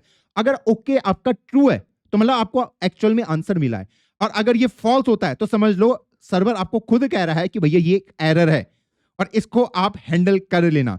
तो इसको मैं एक एरर की तरह ट्रीट करता हूं कि थ्रो न्यू एरर, और यहां पे मैं बोल सकता हूं data is not present in server, इस तरीके से। और जैसे ही इस एरर को मैंने थ्रो किया तो इसको हैंडल कौन करेगा, ये जो आपका कैच वाला ब्लॉक है वो इस एरर को कैच करेगा और इसको आपको यूआई के अंदर आपको डिस्प्ले करा देगा। तो मैं आपको दिखा भी देता हूं, मैं अगर इंटरनेट ऑन करूं और यहां पे एक गलत यूआरएल को इस तरीके से पॉइंट आउट करता हूं तो आप देखोगे कि यहां पे ये क्या आंसर लाके आपको देता है। ये देख लो, data is not present in server, कि भैया आपने एक गलत यूआरएल डाला है तो मैंने उसके क्रॉसपोंडिंग ये एरर थ्रो कर दिया। मैं आपको दिखा भी देता हूं console.log करके, किसको, जो भी आपका रिस्पॉन्स मैसेज आया था। तो अगर आप इस रिस्पॉन्स मैसेज को भी देखोगे और यहां पे अगर आप इंस्पेक्ट पे चलोगे कंसोल में, तो आपको ये रिस्पॉन्स के अंदर दिख जाएगा कि ओके इसकी वैल्यू क्या है, फॉल्स है। 404 एरर हो गया, 500 हो गया। तो अगर इस ओके की वैल्यू फॉल्स है तो मतलब आपके पास एक्चुअल में कोई भी डेटा प्रेजेंट नहीं आया है। तो उस केस में मैंने एरर थ्रो किया और जो भी एरर होंगे उसको ये कैच वगैरह हैंडल करेंगे। इस बात को आपको याद रखना है बस। दोनों में डिफरेंशिएशन है। बहुत लोगों को ऐसा लगता है कि अगर सर्वर उस डेटा को नहीं फाइंड आउट कर पाया तो वो रिजेक्ट भेज देगा। नहीं, वो उसको फुलफिल करेगा, बिल्कुल फुलफिल करेगा। हाँ, वो आपके ऊपर जिम्मेदारी है, क्योंकि ये जो प्रॉमिस का जो कॉन्सेप्ट है ये जावास्क्रिप्ट के अंदर एग्जिस्ट करता है। ये पाइथन, सी प्लस प्लस यहां एग्जिस्ट नहीं करता। तो पाइथन हो गया, सी प्लस प्लस हो गया, अगर उनके सर्वर हैं तो वो आपको आंसर ला के देंगे। अब आपकी जिम्मेदारी है कि उससे ये पता करना कि भैया ये क्या मेरे पास एक्चुअल डेटा आया है या फिर ये कोई एरर है। तो उन एरर को मैं इस तरीके से बता सकता हूं। तो अगर मैं यहां पे एक सही लिंक डाल दूं तो अब आप देखोगे यहां पे रिस्पॉन्स के ऊपर ओके ट्रू है। ये देखो डॉट ओके वाला क्या है, ट्रू है। तो मतलब मेरे पास एक्चुअल में डेटा आया है। इस तरीके से हम ग्रेसफुली इन सारी चीजों को हैंडल करते हैं दोस्तों। तो अगर आपको फ्यूचर में कभी कोई इंटरव्यू में पूछे कि ये रिजेक्ट वाली कंडीशन कब चलती है, तो आपको आंसर देना या तो मेरा इंटरनेट डाउन है, या मेरा सर्वर डाउन है, या डीएनएस डाउन है। जब मैं सर्वर के साथ बात ही नहीं कर पाया। मैंने अगर सर्वर के साथ बात कर ली कि भैया डेटा है, और उसने बोला ये लो डेटा, या उसने कहा ये डेटा है ही नहीं, तो ये दोनों ही फुलफिल्ड की कंडीशन मानी जाएंगी। तो आपको वो उस मैसेज को इस तरीके से ही हैंडल करना पड़ेगा। उस केस में आपको देखना पड़ेगा कि रिस्पॉन्स उसका क्या ओके है या नहीं है। इस तरीके से हमने इस चीज को हैंडल कर दिया बड़े आसान तरीके से। ये लीजिए, तो कैच का भी हमने क्या देख लिया, यहां पे यूज केस देख लिया। अभी हमने यहां पे एक चीज तो सीखी कि हम प्रॉमिस को कंज्यूम कैसे कर सकते हैं, लेकिन प्रॉमिस को हम क्रिएट कैसे कर सकते हैं वो भी तो आना चाहिए हमें, वो भी तो आने चाहिए। हाँ, तो अगर हमें प्रॉमिस को क्रिएट करना है, जैसे यहां पे हमें दिख रहा था कि हमारे पास प्रॉमिस आ जा रहा था और उस प्रॉमिस को मैं कंज्यूम कर रहा था कि फैच से मेरे पास एक प्रॉमिस आ रहा था, तो उसको मैं कंज्यूम वगैरह कर दे रहा था इस तरीके से कि यहां से फैच से कोई भी आंसर आया तो उसको मैंने कंज्यूम कर लिया इस तरीके से कि डॉट देन करके। लेकिन क्रिएट कैसे प्रॉमिसेस होते हैं, तो इसको अगर मुझे क्रिएट करना है तो कॉन्स्ट P1 इक्वल टू आपको लिखना न्यू प्रॉमिसेस, क्योंकि इसको क्रिएट करना भी तो आना चाहिए मुझे। हाँ, यहां पे आता है मेरे पास दो कंडीशन कि या तो प्रॉमिस रिजॉल्व हो गया या रिजेक्ट हो गया। इस तरीके से आपके प्रॉमिस क्रिएट होते हैं। अब यहां पे आपकी जिम्मेदारी है, तो अगर मैंने यहां पे लिख दिया रिजॉल्व हेलो, तो आपका जो मैसेज रिटर्न होगा वो हेलो रिटर्न हो जाएगा। मैं आपको दिखा भी देता हूं, कौन सा डॉट लॉग करा के P1 open in integrated terminal करें, आप देखोगे यहां पे प्रॉमिस हेलो आपका प्रिंट हो चुका है। वैसे ही यहां पे अगर मैं रिजेक्ट लिखता हूं तो रिजेक्ट को तो हम इस तरीके से हैंडल नहीं कर पाएंगे, ये एरर मार देगा आपको। ये देख लो कि भैया इसको तमीज से कंज्यूम करो, ये कोई एक एरर है। ये देख लो न्यू अनहैंडल्ड प्रॉमिस, प्रॉमिस को अगर मुझे हैंडल करना है तो मुझे इसको किस में करना पड़ेगा, वही जो हमारा तरीका होता है कि P1 डॉट देन रिस्पॉन्स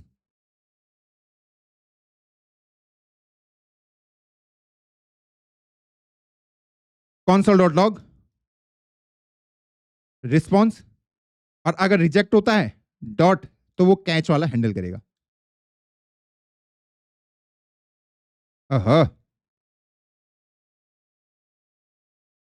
तो कैच वाला कैसे करेगा, console डॉट लॉग,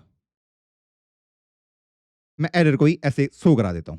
चलिए, तो इसको अगर अब मैं रन करता हूं तो आप देखोगे इसका आंसर हेलो रिजेक्ट वाला, और ऐसे ही आपका रिजॉल्व वाला, रिजॉल्व वाले को ये देन वाला हैंडल कर लेगा। ये देखो हेलो, और अगर मैंने रिजेक्ट लिखा तो भैया आपका जो प्रॉमिस है, प्रॉमिस को हम इस तरीके से क्रिएट कर सकते हैं। न्यू प्रॉमिस रिजॉल्व, मतलब कि आपका प्रॉमिस रिजॉल्व हो चुका है, मतलब फुलफिल्ड हो चुका है। रिजॉल्व का मतलब कि आपका प्रॉमिस फुलफिल्ड हो चुका है, और रिजेक्ट का मतलब कि आपका प्रॉमिस को रिजेक्ट कर दिया गया है, और वो मैसेज जो आप यहां पे देना चाहते हैं वो आप यहां पे भेज सकते हैं। सिंपल। इवन अगर आप रिजॉल्व को आप एज अ ऑब्जेक्ट भी यहां पे भेज सकते हैं कि नेम रोहित, एज 30, इस तरीके से आप इसको भेज सकते हो, आपकी मर्जी है। ये देखो नेम रोहित, एज 30। तो हमने देख लिया कि हम प्रॉमिस को क्रिएट किस तरीके से कर सकते हैं, और प्रॉमिस को कंज्यूम करने के तरीके ही हैं। P1 डॉट देन, तो अगर आपका प्रॉमिस रिजॉल्व हो चुका है तो वो यहां पे चला जाएगा, रिजॉल्व होने का मतलब फुलफिल हो चुका है, और अगर रिजेक्ट हुआ है तो वो यहां पे हैंडल आपका हो जाएगा। और इस तरीके से हमने इसको कंज्यूम करना भी सीख लिया। क्रिएट हम इस तरीके से करते हैं, जब भी मुझे प्रॉमिस को क्रिएट करना हो तो न्यू प्रॉमिस, रिजॉल्व, रिजेक्ट, और यहां पे आप जो भी रिजॉल्व के अंदर लिखोगे वो P1 के अंदर चला जाएगा। अगर आप रिजेक्ट लिखते हैं तो P1 के अंदर रिजेक्ट वाली स्टेट आपकी चली जाएगी। इस बात को हमें ध्यान रखना है। अब लास्ट क्लास में जो हमने कॉल बैक हेल्प पढ़ा था, उस प्रॉब्लम को हम प्रॉमिस की हेल्प से कैसे रिजॉल्व कर सकते हैं वो सीखते हैं। तो अगर हम डे 18 वाले पे जाएं और इस पूरे कोड को अगर हम सेलेक्ट करते हैं और डे 19 पे लेके आते हैं, तो यहां पे हमने क्या किया था एक बार उसको हम समझने की कोशिश करते हैं। और ये कोड काफी कॉम्प्लेक्स हमारे लिए था कि हमारे पास ऑर्डर डिटेल थी। ओके, तो यहां पे मैं क्या कर रहा था, सबसे पहले हम ऑर्डर को प्लेस कर रहे थे। जब ऑर्डर पूरे तरीके से प्लेस हो जाएगा और उसके अंदर हमने उसके एड्रेस को ट्रू मार्क कर दिया, उसके बाद ही हम प्रिपेयरिंग ऑर्डर वाले को कॉल करेंगे। ओके, एक बार प्रिपेयरिंग ऑर्डर वाले ने अपने फूड को प्रिपेयर कर दिया पूरे तरीके से, तो मैंने ऑर्डर डिटेल का टोकन आईडी दे दी 123 कि भैया जो भी मेरा पिकअप ऑर्डर वाला आएगा वो मुझे टोकन देगा, मैं उसको क्या दे दूंगा, वो ऑर्डर हैंड ओवर कर दूंगा। उसके बाद ही मैं क्या करूंगा, पिकअप ऑर्डर को कॉल करूंगा, और एक बार जब पिकअप ऑर्डर मैंने कर दिया उसके बाद ही मैं डिलीवर ऑर्डर वाले को कॉल करूंगा। तो यहाँ पे ये जो कोड था, ये कॉल बैक ने हमारी जिंदगी को बहुत ही कठिन बना दिया था कि कोड रीडेबिलिटी बहुत ही कम हो गई थी। तो क्या मैं यहाँ पे कुछ ऐसा कर सकता हूं कि मैं कॉल बैक के ही कॉन्सेप्ट को गायब कर देता हूं? ये जो कॉल बैक का कॉन्सेप्ट था इसी को हम हटा देते हैं, क्योंकि यहाँ पे मैं एक काम तो ये कर रहा था कि मैं दूसरे किसी और ईपीआई को जाके बोल रहा था कि एक बार अगर आपने ये काम कर दिया तो उसके बाद आप प्रिपेयरिंग ऑर्डर वाले को कॉल कर देना। फिर प्रिपेयरिंग ऑर्डर वाले को कह रहा हूं कि एक बार तुमने ऑर्डर प्रिपेयर कर दिया उसके बाद तुम्हारी जिम्मेदारी होगी पिकअप ऑर्डर वाले को कॉल करना। तो ये हम नहीं चाहते, कॉल बैक का हम कोई कॉन्सेप्ट चाहते ही नहीं। यहाँ पे हम चीजों को आसान बनाना चाहते हैं। ओके, तो मैं सबसे पहले इन कॉल बैक को यहां से हटा देता हूं सबसे, तो इसमें तो है ही नहीं। तो यहां पे मैं सिंपल क्या चाहता हूं कि सबसे पहले मैं प्लेस्ड ऑर्डर करूं और उसके अंदर मैं ऑर्डर की डिटेल को भेज दूं। ये तो चाह रहा था कि सबसे पहले हम प्लेस ऑर्डर करें और उसके अंदर मैं ऑर्डर की डिटेल को भेज दूं, सिंपल। उसके बाद जब ये हो जाए उसके बाद मैं पिकअप ऑर्डर को करूं और उसके अंदर मैं ऑर्डर की डिटेल को भेज दूं, यही चाह रहा था। उसके बाद हम चाह रहे थे कि पिकअप ऑर्डर वाला चला जाए, oh sorry, place order, preparing order, sorry ये पहले प्रिपेयरिंग ऑर्डर आएगा, सॉरी, प्रिपेयरिंग ऑर्डर। जैसे ऑर्डर प्लेस हो जाए मेरा ऑर्डर प्रिपेयर होना स्टार्ट हो जाए, फिर उसके बाद वो पिकअप हो जाए। मैं इस तरीके से चाह रहा हूं। ये एक सिंटैक्स काफी सिंपल लगेगा हमें समझने में भी, और डिलीवर ऑर्डर में ऑर्डर की डिटेल को भेज दूंगा। लेकिन मैं इनको इस तरीके से कॉल नहीं कर पाऊंगा। अगर इस तरीके से करूंगा तो ये भी कॉल हो जाएगा, ये भी कॉल हो जाएगा, ये सब पैरेलल में चलेंगे। अगर हम इसको रन करने की कोशिश करेंगे तो हमारा पूरा गड़बड़ा जाएगा सारा सिस्टम। ये देखो, अगर मैं इसको कॉल करने की कोशिश करता हूं तो चारों एक साथ कॉल हो जाएंगे। अगर मैं इसको कॉल करने की कोशिश कर, देखो सिस20 payment is in progress, your food preparation started off pizza biryani cook, delivery boy is on the way, I am on the way to deliver Dwarka.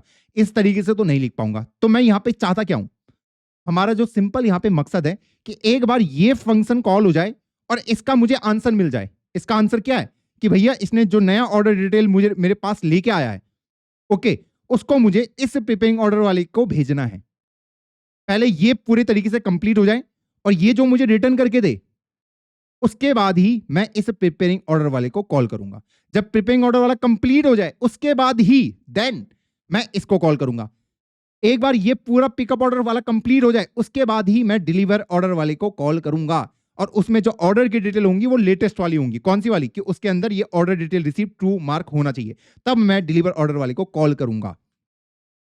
पहले ये कंप्लीट हो, पहले ये कंप्लीट हो। तो मैं इसको कैसे कर सकता हूं, मैं नॉर्मल तो ये कर नहीं सकता कि मैंने यहां पे लिखा कि मैंने यहां पे लिख दिया प्लेस्ड ऑर्डर, हाँ, और उसके बाद मैंने यहां पे लिख दिया रिटर्न ऑर्डर डिटेल्स, और इस प्लेस ऑर्डर वाले ने उसको पकड़ दिया, कौन सा, न्यू ऑर्डर डिटेल। चलो वो इसके पास आ गया, लेकिन ये वाले फंक्शन तो कॉल हो जाएंगे ना, ये वाले फंक्शन तो कॉल हो जाएंगे अगर ये इसके पास आ भी गया। तो अगर मैं इसको यहां भी पास कर देता हूं तो इससे कुछ फर्क पड़ने वाला है नहीं, इससे कुछ भी फर्क नहीं पड़ेगा। ये नॉर्मल जैसे हमारे कोड रन होते हैं वैसे ही रन होगा। तो ये मैं यहां पे नहीं करना चाहता। मैं यहां पे क्या चाहता हूं कि पहले ऑर्डर प्लेस हो जाए, उसके बाद ही जब वो पूरा प्लेस हो जाए उसके बाद ही मेरा प्रिपेयरिंग ऑर्डर वाला कॉल हो। और जो ये प्लेस ऑर्डर वाला रिटर्न करे वो क्या रिटर्न करे, एक प्रॉमिस रिटर्न करे, क्योंकि प्रॉमिस के हेल्प से मैं ये कंडीशन को रिजॉल्व कर सकता हूं। देखा था हमने कि एक मेरे को अगर कोई ये प्लेस्ड ऑर्डर वाला एक प्रॉमिस रिटर्न करके दे दे डॉट देन करके, उसके बाद मैं यहां पे इसको लिख सकता हूं कि भैया आप कॉल हो जाना, ये ऐसे करके। कि डॉट देन, और यहां पे मैं ऑर्डर डिटेल को ले लूंगा अगर ये ऐसा करके मेरे को कुछ करता है, और इसके अंदर मैं डाल दूंगा प्रिपेयरिंग ऑर्डर वाले को कि एक बार मेरा ऑर्डर प्लेस हो जाए उसके बाद ही हम इसको कॉल करेंगे, इस वाले को, और एक बार ये हो जाए उसके बाद हम अगले वाले को प्रॉमिस से कर सकते हैं ना ये रिजॉल्व ऑर्डर डिटेल, उसके बाद ही आप पिकअप ऑर्डर वाले को कॉल करना जब तक ये पहला वाला कंप्लीट ना हो जाए। और सेम इस लास्ट वाली की कहानी भी हो जाएगी कि जब एक बार मेरा ऑर्डर पिकअप हो जाए पूरी तरीके से उसके बाद ही देन मैं क्या करूंगा, ऑर्डर डिटेल ये लीजिए, pickup order sorry deliver order वाले को मैं कॉल करूंगा। अब इसकी जिम्मेदारी क्या होगी अगर हम इस तरीके से लिखते हैं, मैं यहां पे यही चाहूंगा ना कि प्लेस ऑर्डर ऑर्डर डिटेल वाला मेरे को क्या रिटर्न करके दे, एक प्रॉमिस रिटर्न करके दे। उसके बाद ही, क्योंकि प्रॉमिस को हम इस तरीके से कंज्यूम करते हैं, तो मुझे यहां पे क्या क्रिएट करना पड़ेगा, एक प्रॉमिस क्रिएट करना पड़ेगा। यहां पे मुझे क्या करना पड़ेगा, एक प्रॉमिस क्रिएट करना पड़ेगा। तो मैं यहां पे लिखूंगा new promise resolve comma reject, इस तरीके से, और ये पूरा कोड इसके अंदर रैपअप हो जाएगा क्योंकि मुझे बताइए 3 सेकंड के बाद उसको करेगा। और मैं यहां पे वैल्यू क्या भेजूंगा, जैसे मैं यहां पे रिटर्न ऑर्डर डिटेल ले रहा था, यहां पे हमें सिंपल लिखना पड़ेगा रिजॉल्व जो कि हमारी ऑर्डर डिटेल होंगी। ओके हाँ, तो यो यहां पे आ जाएगा कॉन्स्ट P1 के अंदर प्रॉमिस क्रिएट करा हमने, और उस प्रॉमिस को मैं रिटर्न करा दूंगा सिंपली रिटर्न P1 ऐसे करके। पर हम इसको ऐसा नहीं करेंगे, हम यहां पे सिंपल इसको यहीं पे रिटर्न लिख सकते हैं कि इसको रिटर्न कर देना। ये लीजिए, आप ये जो प्रॉमिस क्रिएट होगा उसको आप रिटर्न कर देना। ओके, ये ऐसा क्यों हो गया दोस्तों?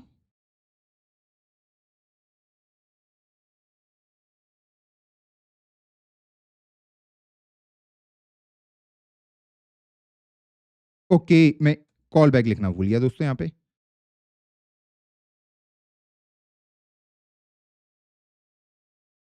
अ, अ, अ, अ, अ, अ, अ, ये लीजिए, हाँ अब ये सही हो चुका है। ठीक है, तो हमने यहां पे क्या किया, सेट रिटर्न न्यू प्रॉमिस। अब ये प्रॉमिस रिटर्न करेगा और यहां पे क्या आ जाएगा, ऑर्डर डिटेल की इंफॉर्मेशन आ जाएंगी। ऑर्डर डिटेल की, जब ऑर्डर डिटेल की इंफॉर्मेशन आ गई, वो प्रॉमिस है डॉट देन, क्योंकि ये प्रॉमिस रिटर्न कर रहा है, ये क्या कर रहा है, एक प्रॉमिस रिटर्न कर रहा है जो कि मेरा रिजॉल्व हो चुका है।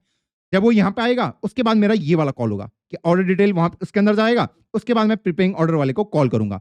सेम कहानी मेरे यहां पे आ जाएगी प्रिपेयरिंग ऑर्डर के सामने कि यहां पे मैं कर दूंगा return new promise resolve comma reject, उसके बाद और इस पूरे कोड को इसके अंदर रैपअप कर दूं, खत्म कहानी। अब यहां पे मुझे लिखना पड़ेगा कि रिजॉल्व ऑर्डर डिटेल, कि भैया हमने इस ऑर्डर डिटेल को रिजॉल्व कर दिया है। अब जब वो रिजॉल्व हो जाएगा पूरी तरीके से, उसके बाद मेरा ये वाला कॉल होगा। अब प्रिपेयरिंग ऑर्डर वाला क्या कर रहा है, आपके लिए डेटा को रिटर्न करके दे रहा है। अब यहां पे हम आए, अब सेम कहानी यहां पे भी हम करेंगे पिकअप ऑर्डर वाले के सामने कि हम यहां पे लिख देंगे कि रिटर्न, हम यहां पे एक नया प्रॉमिस रिटर्न करके दे रहे हैं, रिजॉल्व कॉमा रिजेक्ट, और इसको हम इसके अंदर रैपअप कर देंगे।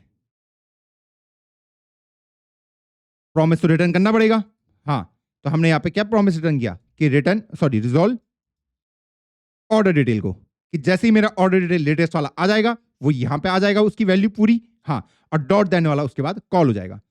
तो फिर से यहां पे भी हम एक प्रॉमिस को रिटर्न करा देंगे, return new promise resolve comma reject, इस तरीके से हम यहां पे प्रॉमिस को क्रिएट कर रहे हैं कि भैया मैं आपको एक प्रॉमिस कर रहा हूं, मैं आपको आंसर लाके दूंगा, और यहां पे मैं रिजॉल्व कर दूंगा आपके ऑर्डर डिटेल को। अब मैं यहां पे उस ऑर्डर डिटेल को प्रिंट भी करा सकता हूं कि डॉट देन करके मैंने लास्ट में उसको प्रिंट भी करा दिया, ऑर्डर डिटेल कौन सा डॉट लॉग आपका ऑर्डर डिटेल, और लास्ट में हम कैच को भी लिख देते हैं, अगर कोई हमारे पास एरर आता है उसको भी हमें हैंडल करना आना चाहिए। कौन सा dot log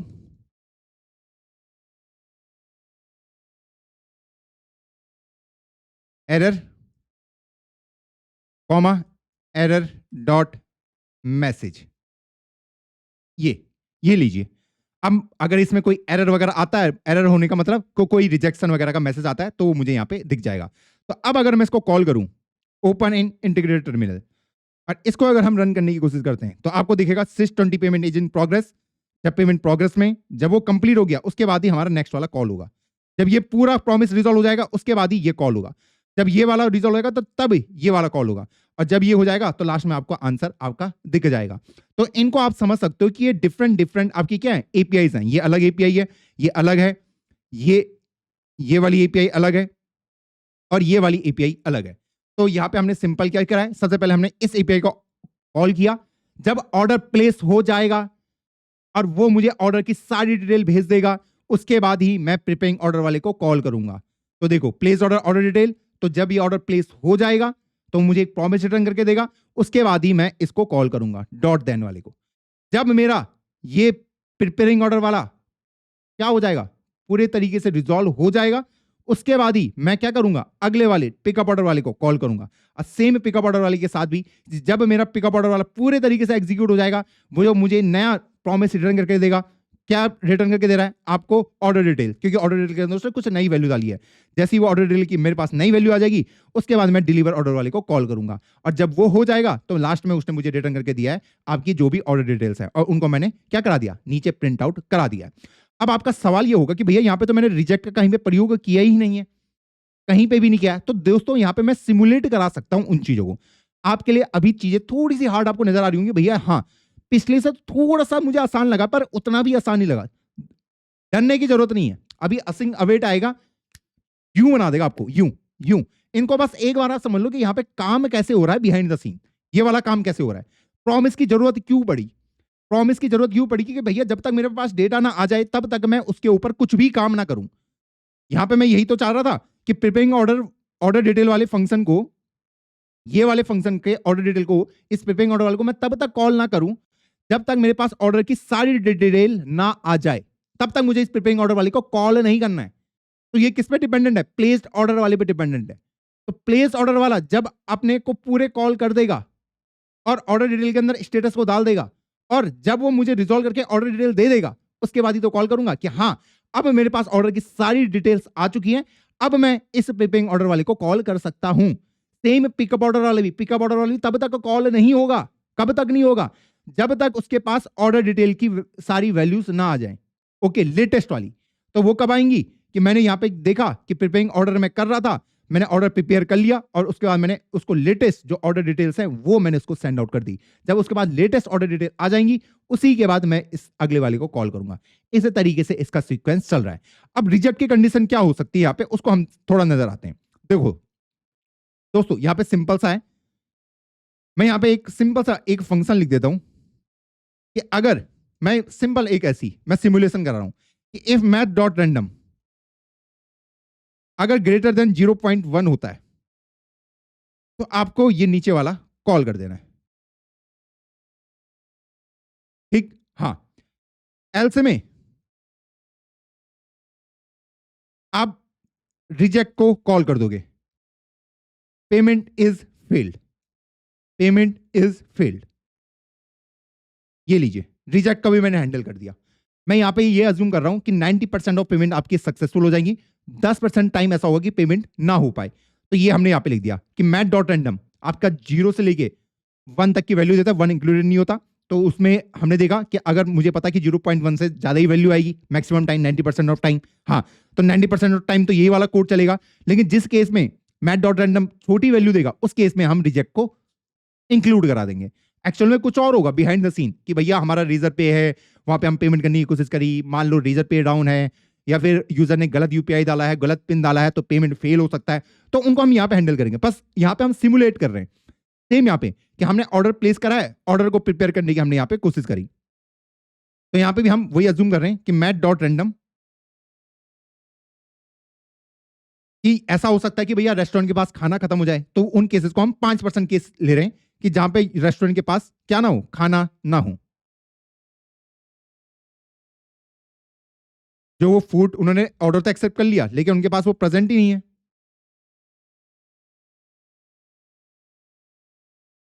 if math dot random, oh sorry,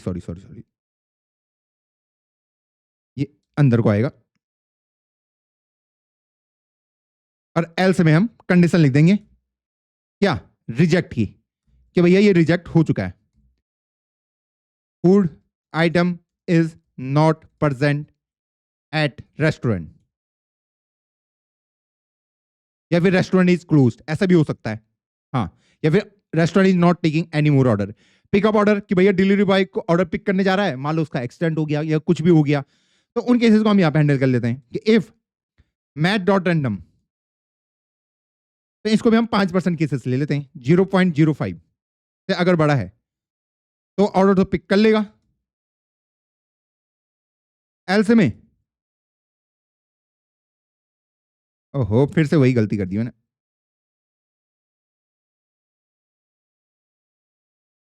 else में मैं यहां पे रिजेक्ट कर दूंगा।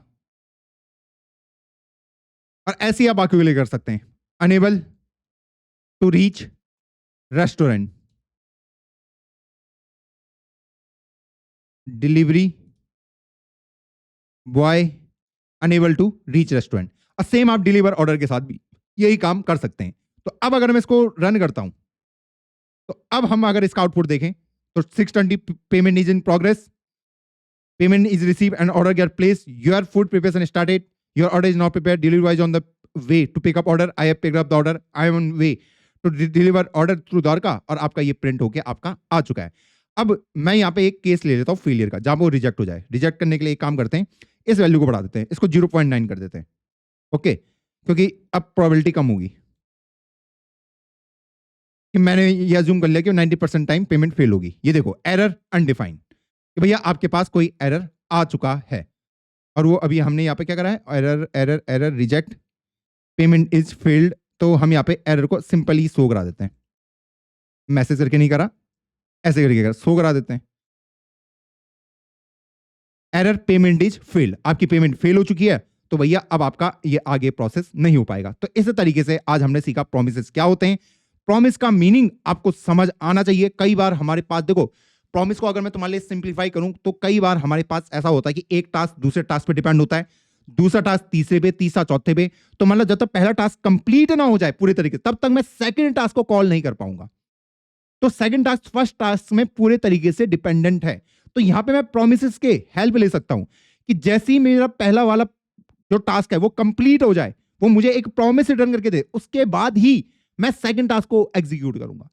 वैसे ही जैसे ही मेरा सेकंड टास्क एग्जीक्यूट हो जाए, उसके बाद ही मैं अपने थर्ड टास्क को कॉल करूंगा। तो सेकंड टास्क को क्या रिटर्न करना पड़ेगा, एक प्रॉमिस रिटर्न करना पड़ेगा। नॉर्मल ऑब्जेक्ट रिटर्न करेगा, हमने देखा था, वो एकदम से कॉल हो जाएंगे, नहीं, यहां पे हमें क्या चाहिए, प्रॉमिस की हेल्प चाहिए। और प्रॉमिस ने हमारे लिए वो वाली प्रॉब्लम सॉल्व कर दी जहां पे हमारे पास इन्वर्जन ऑफ कंट्रोल होता है, कि मेरे प्रोग्राम का जो कंट्रोल है वो दूसरे एपीआई के ऊपर हमने दे दिया कि ये ले, तूने अपने फंक्शन का एग्जीक्यूट कर दिया, उसके बाद तो मेरे को कॉल कर दियो। नहीं नहीं, हमने बोला नहीं, मैं तेरे फंक्शन को कॉल करूंगा, तेरे फंक्शन की जिम्मेदारी होगी कि मुझे उस ऑर्डर डिटेल को लाके देना, उसके बाद मैं खुद से कॉल करूंगा खुद को, खुद से सेम यहाँ पे कि अगर ये एक बार आ गया तो अब मैं खुद से कॉल करूंगा खुद को। मैं तुम्हें नहीं कह रहा हूं जैसे पहले हो रहा था, अब मुझे पता कि प्लेस ऑर्डर डिटेल को ऐसे कॉल करना है, इसको ऐसे करना है, इसको ऐसे करना है, ऐसे करना है। बस यहाँ पे ये है कि ऑर्डर डिटेल लेटेस्ट वाला होना चाहिए जो कि इस प्लेस ऑर्डर पे डिपेंडेंट होगा, तो इसीलिए वहां पे वो क्या रिटर्न करके देगा, आपको प्रॉमिस रिटर्न करके देगा। अब यहां पे एक और कीवर्ड होता है डॉट फाइनली। ये फाइनली क्या होता है, ये दोस्तों आपके कोड में चलता ही चलता है, I am doing clean up. ये क्या है, ये क्या है, फाइनली आपका प्रॉमिस भले ही रिजॉल्व हो जाए, रिजेक्ट हो जाए, कुछ फर्क नहीं पड़ता, आपका फाइनली चलता ही चलता है। ये वाला, ये आपका लास्ट में चलेगा ही चलेगा। तो इसको अगर मैं ओपन इंटीग्रेटेड टर्मिनल करूं तो आप यहां पे देखोगे 620 पेमेंट इन प्रोग्रेस, आपके सारे आंसर यहां पे आएंगे, लेकिन लास्ट में आपका कौन चलेगा, फाइनली चलेगा। अब बहुत अच्छों का मतलब ही होगा भैया फाइनली का काम होता क्या है, फाइनली का काम होता क्या है। देखो फाइनली का काम हम वहां पे इस्तेमाल करते हैं, आपने देखा होगा जब भी आप कोई रिक्वेस्ट मारते हो तो आपको एक लोडर नजर आता होगा, लोडर ऐसे ऐसे करके स्क्रीन के अंदर कि हाँ मेरा डेटा लोड हो रहा है, ओके हाँ।